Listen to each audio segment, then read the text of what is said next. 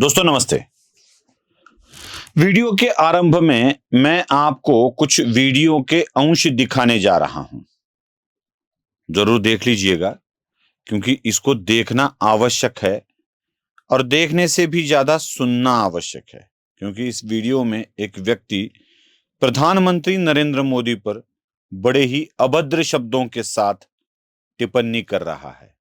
मोदी जी ने कुछ मामलों में टोटल सरेंडर किया है इन देशद्रोहियों के सामने, और एक के बाद एक सरेंडर करते चले जा रहे हैं और हमारे जैसे लोग इनके हिजड़पन को डिफेंड कर रहे हैं।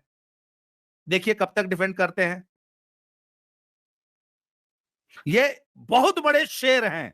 जैसे ही इनका हवाई जहाज इंडियन एयर स्पेस से बाहर निकलता है, कभी कभी भेड़िया बन जाता है।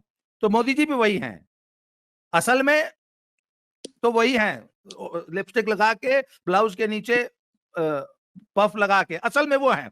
कभी कभी जब विदेश जाते हैं, इतना विपक्ष, मैं राहुल गांधी के कान में बता के आया हूं कि जब संसद में या किसी भी इवेंट में बहुत 56 इंच की छाती दिखा के अगर गरज बरस रहे हैं, तो एक बड़ा सा पोस्टर रखो और मोदी जी के सामने किसी नीले घाघरे वाले कृपाणधारी की फोटो खाली दिखा दो। मोदी जी स्टेज पर नमूत दिए तो मैं तो चाहता हूं, मैं उस दिन को का इंतजार कर रहा हूं जिस दिन मोदी जी साड़ी पहन के, पैड वाली ब्रा के नीचे रुई लगा के, लिपस्टिक विपस्टिक लगा के, बड़ी सी बिंदी लगा के, और मोदी जी कैबिनेट को संबोधित करेंगे या राष्ट्र को संबोधित करेंगे। I am waiting for that day. वो दिन आएगा, इसी 5 साल के कार्यकाल में आएगा। मैं बता रहा हूं, नहीं हूं, आप नहीं, ये वो दिन भी आएगा जब मोदी जेएनयू के लौंडों की तरह साड़ी पहनकर इस देश को संबोधित करेंगे। सुना, बस मुझे ये प्रधानमंत्री नरेंद्र मोदी पर ऐसे क्यों बात कर रहा है इसके ऊपर कोई टिप्पणी नहीं करनी है, क्योंकि अगर मैं ये बात कहूं तो कह दूं ना, तो लोग बोलेंगे आप बीजेपी के ये हो, बीजेपी के चमचे हो, बीजेपी के क्या ये हो। चलो छोड़ दो। प्रधानमंत्री देश के प्रधानमंत्री है, बीजेपी की बात अलग है। और इनके ऊपर ऐसी अभद्र टिप्पणी करने वाले व्यक्ति अनेकों कार्यक्रमों में हिस्सा ले रहे हैं, और वह कार्यक्रम किन लोगों के हैं। कहीं पुणे समिट होता है, कहीं कोंकण समिट होता है, कहीं कहीं कच्छ होता है, तो उन सारे कार्यक्रमों में यह हिस्सा लेते ही है। अब ऐसी अभद्र टिप्पणी करने वाले लोग किसी एक समारोह में जाकर फिर से प्रधानमंत्री पर आरोप लगाएंगे, तो इसे क्या समझना चाहिए। मैं सिर्फ आपको यह बात कर रहा हूं कि इसे इसका अर्थ क्या निकलना चाहिए। मैं आपत्ति नहीं ले रहा हूं किसी के ऊपर। अब यह किन किन समारोह में जा रहे हैं?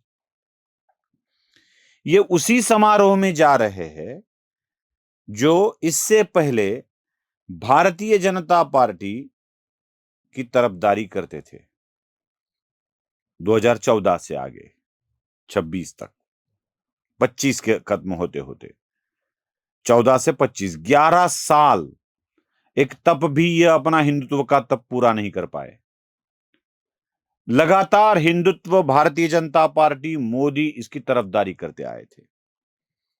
इन्हीं लोगों के स्टेज पर यह मोदी को, हिंदुत्व को गाली देने वाले लोग जा रहे हैं, और इनको सुनने के लिए सारे के सारे हिंदुत्ववादी जाएंगे, और वह अपने मन में मोदी के विरुद्ध कोई विचार रख कर आएंगे। अब बताता हूं अलग बात। आप कहेंगे इसमें क्या बुरा है, मोदी गलत कर रहा है तो गलत कर रहा है, इस गलत को गलत समझना चाहिए। चलो ठीक है, ये भी ठीक है। लेकिन जो 11 साल पिछले हिंदुत्व की बात करते आए थे, वो अचानक मोदी के खिलाफ क्यों हो गए? मैं 11 साल ये बात बहुत बारीकी से बोल रहा हूं। 12-13 साल में ये सारे के सारे वामपंथी थे, वामपंथी विचारधारा के समर्थक थे। इन्हें मस्जिदों में हो रहे किसी भी चीज पर कोई आपत्ति नहीं थी, उसको वैध करार दिया करते थे। हवा का रुख पहचानने वाले ये वामपंथी विचारधारा वाले लोग 12-13 तक वामपंथी विचारधारा चलाते थे। इसमें से तो कई अफसर ऐसे थे जिन्होंने बहुत सारी रकम ऐंठ ली थी लोगों से, 10, 11, 12 में। कईयों की इंक्वायरी चल रही है। ये सारे के सारे सोशल मीडिया को हथियार बनाकर पहले वामपंथी विचारधारा का, सेक्युलर विचारधारा का समर्थन करते थे। उन्हें हवा का रुख पता चला, ये 13 में मोदी की तरफ हो लिए। जो भी कुछ लाभ ऐंठना था वो ऐंठ लिया। लोगों के साथ जा गए, लोगों के साथ मिल गए, लोगों को लगा कि ये अपने ही विचार रख रहे हैं। मैं बार बार ये कहता हूं, एनालाइजर का यश एनालाइजर का नहीं है। सुशील कुलकर्णी कोई बड़ा 30 मार खान नहीं लग गया। सुशील कुलकर्णी को हिंदी या मराठी में देखने वाले लोग अपने हृदयस्थ विचारों को ये आवाज देता है इसलिए देखते हैं। मेरी विचारधारा को वो कबूल नहीं करते हैं। वह अपने ही विचारों को शब्द का रूप मिलता है और वो सुनने को मिलता है, इसलिए मुझे वो देखते हैं। अब मैं ये समझने लगूं कि ये सारी मेरी ही अंदरूनी सारी बातें हैं, तो ये मेरी मूर्खता होगी ना। यही मूर्खता ये लोग कर रहे हैं। 12-13 में वामपंथी थे, हिंदुत्व को गाली देते थे।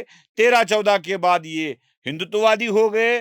मोदी से उनको बहुत सारा लाभ चाहिए था, जितना मिल सका उतना ले लिया। अब मिलना बंद हो गया तो मोदी के खिलाफ हो गए और बोलने लगे।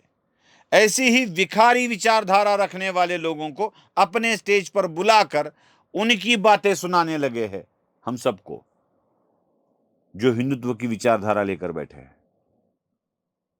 इसी को जरा ठीक से समझना पड़ेगा। मैं कुछ ट्वीट के स्क्रीनशॉट आपको दिखा रहा हूं, 12-13 वाले। इनको अगर देखेंगे ना, 1, 2, 3, 4, 5 देख लीजिएगा। मैं इन्हीं के कुछ अब के ट्वीट भी आपको दिखा रहा हूं। ये 12-13 की विचारधारा से मेल खा रहे हैं। अब 25 में, 26 में अब मेल खा रहा है। ये ऐसे क्यों हो गया है? बस एक बात याद रखिए, जब लाभ मिलना बंद हो जाता है तो ये नौबत आती है। अब आपको ही उकसाया जाता है कि ये वो नहीं कर रहे जो हम चाहते हैं, ये वही कर रहे हैं जो हम चाहते हैं, लेकिन दिखाया क्या जाता है? नहीं, हमें फिर कहते हैं ना ना ना ना, मोदी से हमें कोई बैर नहीं है, वो चलता रहे, लेकिन हम योगी को सबक सिखाएंगे। अरे भाई क्यों योगी और ब्राह्मणों के बीच, ठाकुर और ब्राह्मणों के बीच लड़ाई करना चाहते हो? देखिए, शुरू से ही मैं एक बात करते आया हूं, और ब्राह्मणों के कितने भी स्टेज पर जाऊं मैं एक ही बात बोलता हूं। सारे ब्राह्मणों को विनती करता हूं कि ब्राह्मणों, अब ब्राह्मण नहीं, हिंदू बनकर सोचिए। जाति जाति में विभक्त करना ही हमारा काम है उनका। और एक बात हम भूल जाते हैं, जिसकी हम कुछ साल पहले प्रशंसा कर रहे थे, कुछ महीने पहले प्रशंसा कर रहे थे। बात यह थी कि मोदी, देखिए, हिंदुओं को जाति जाति में बांटा जाता है और मुसलमानों की जाति कभी सामने नहीं आती, अन्य धर्मियों की जाति कभी सामने नहीं आती, उनको कभी जातियों में दिखाया नहीं जाता। लेकिन ब्राह्मणों को जातियां बताकर उनको अलग तोड़ा जा रहा है, हिंदुत्व से तोड़ा जा रहा है। तब मोदी क्या करते थे? पसमंदा मुसलमानों की बात करते थे और मुसलमानों की जातियों की बात करते थे, और ये हमें आराम से उनका समर्थन करते हुए कहते थे कि देखो, मोदी मुसलमानों की जातियां भी गिना रहे हैं। जब मोदी ये करते थे तो हम उसका खुला समर्थन करते थे, लेकिन किसी एक कारणवश ब्राह्मणों के ऊपर आ गया तो मोदी की वही बातें अब हमें बुरी लगने लगी है। मैं यही बात बता रहा हूं बार बार कि समझ लीजिए, ये तोड़ने का तरीका है। ब्राह्मणों को यूपी में ठाकुरों से तोड़ा गया तो सत्ता में परिवर्तन आ सकता है, और वह परिवर्तन भारतीय जनता पार्टी को सबक नहीं सिखाएगा, हिंदुओं को सबक सिखाएगा। और इसी को समझ लीजिए, और ऐसी बातें फैलाने वालों से सावधान रहिए, सतर्क रहिए। नमस्ते। धर्म जागृतीचा विधायक बुरुज, एनालायझर न्यूज।